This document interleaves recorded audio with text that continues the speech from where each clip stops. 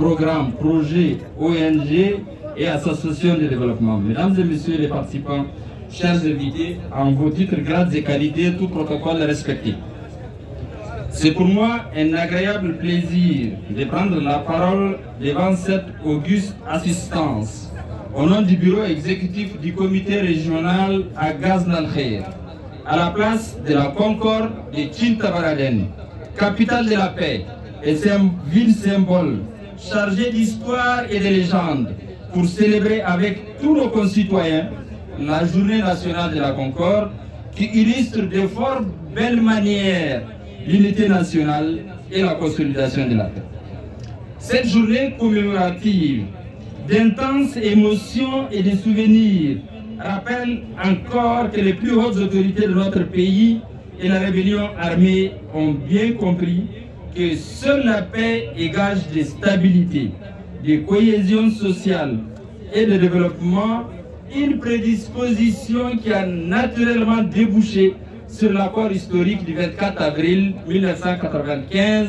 et ceux additionnels dits d'Alger et de N'Djamena. Mesdames, Messieurs,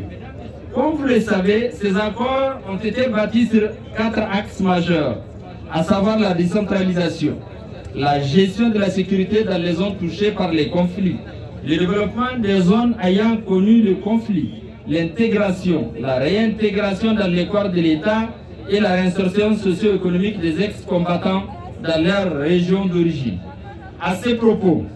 il est important de noter que des avancées significatives ont été enregistrées dans l'application des accords,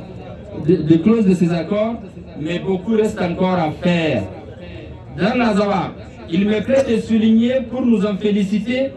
que depuis la signature de ces accords et des résolutions prises lors du forum d'Ottawa entre la rébellion armée et les mouvements d'autodéfense CBTI 4, aucun acte contraire aux engagements souscrits n'a été commis par les ex-combattants, ce qui montre leur sens des responsabilités dans le respect de la parole donnée et surtout dans la logique de la consolidation de la paix. Mesdames, Messieurs, cette accalmie qui a duré près d'une vingtaine d'années a été perturbée par l'apparition des groupes armés non étatiques depuis près de 15 ans, le long de nos frontières avec les pays voisins, ce qui constitue une réelle menace dans la récupération de nos jeunes par ces groupes armés pour développer et faire prospérer une économie criminelle. En parlant du contexte sécuritaire spécifique de l'Azawad, ces organisations criminelles et terroristes ont fait plusieurs incursions endeuillant profondément le peuple nigérien, dont la plus sauvagement meurtrière est celle qui a frappé en mars 2021 les populations civiles de Bakkoret et Ntazeyin dans la commune de Tilia. Depuis lors, les communautés locales,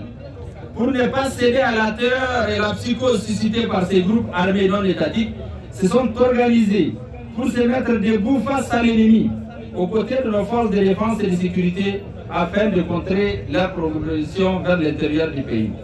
Aujourd'hui encore, ces groupes armés non étatiques continuent de sévir avec déplacement des populations et attaques violentes sur nos forces de défense et de sécurité, à qui nous rendons un vibrant hommage et adressons nos prières pour la réussite de leur noble mission dans la défense et la sécurisation de notre pays. Mesdames, Messieurs, pour faire face à cette situation d'insécurité, il me plaît de rappeler que le comité provisoire des sages, composé de quelques personnalités de l'Azawad, a pris l'initiative d'organiser sur fonds propres une rencontre d'échange sous la supervision et l'encadrement des autorités régionales entre les chefs traditionnels, les communautés locales, les cadres et personnes de ressources sur cette préoccupante question afin de créer les conditions d'une grande mobilisation sociale pour promouvoir la paix, la cohésion sociale et les vivre ensemble. Les chefs traditionnels, de par leur statut social, sont les acteurs incontournables dans la sensibilisation des populations dont ils ont la charge. Ils constituent de ce fait la pierre angulaire de notre société et jouent un rôle de premier plan